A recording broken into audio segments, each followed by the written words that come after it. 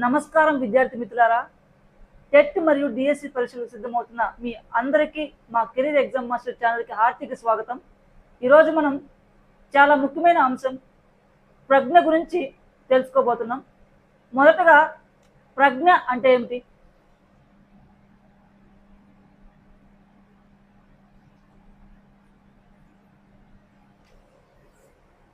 ప్రజ్ఞ అనేది మనలోని చింతన, గుర్తింపు, అవగాహన, జ్ఞానం పొందే శక్తి.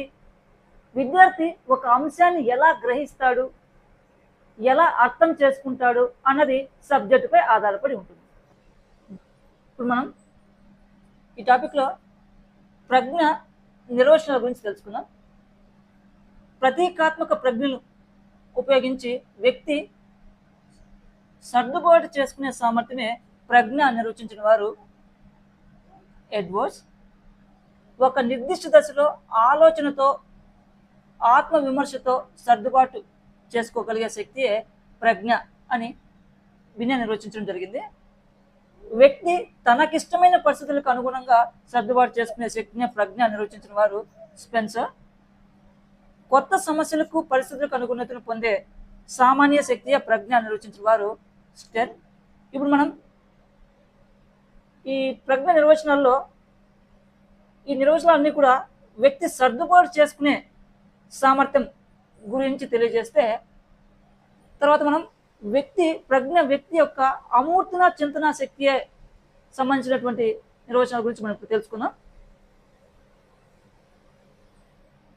ఈ వీడియోలో మనం ప్రజ్ఞ వ్యక్తి అమూర్తన చింతనానికి కావాల్సినటువంటి నిర్వచనాల గురించి తెలుసుకుందాం. ప్రజ్ఞ అమూర్త చింతనానికి కావాల్సినటువంటి సామర్థ్యం అని మెక్డూగల్ నిర్వచించడం జరిగింది. అమూర్త ఆలోచన శక్తియే ప్రజ్ఞ అని నిర్వచించిన వారు టెర్మన్. వ్యక్తి తన గ్రాహక శక్తిని వ్యక్తపరిచే అతీత శక్తియే ప్రజ్ఞ అని నిర్వచించిన వారు గాల్టన్.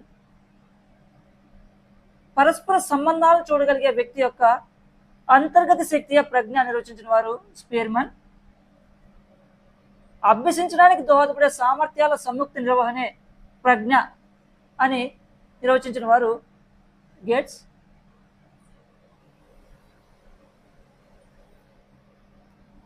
ప్రజ్ఞ అంటే కష్టతరం, క్లిష్టతరం, అమూర్తం, పొదుపరితనం, గమ్యానికి చేరుకునే సర్దుబాటు, సాంఘిక విలువలు, సృజనాత్మకత మొదలైన లక్షణాల గల కృత్యాలను వ్యక్తం చేయగల సామర్థ్యం అని నిర్వచించిన వారు స్టోడార్.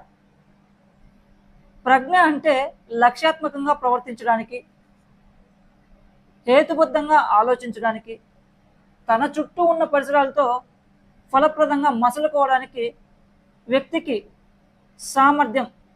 కల సామర్థ్యం అని నిర్వచించిన వారు వెస్లర్.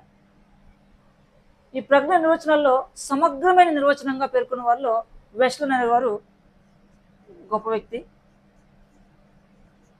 సమగ్రమైన నిర్వచనం.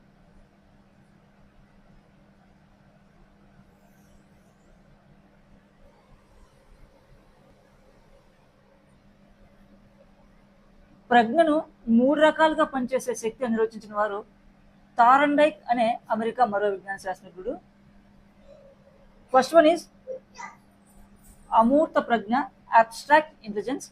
సెకండ్ వన్ యాంత్రిక ప్రజ్ఞ, మెకానికల్ ఇంటెలిజెన్స్.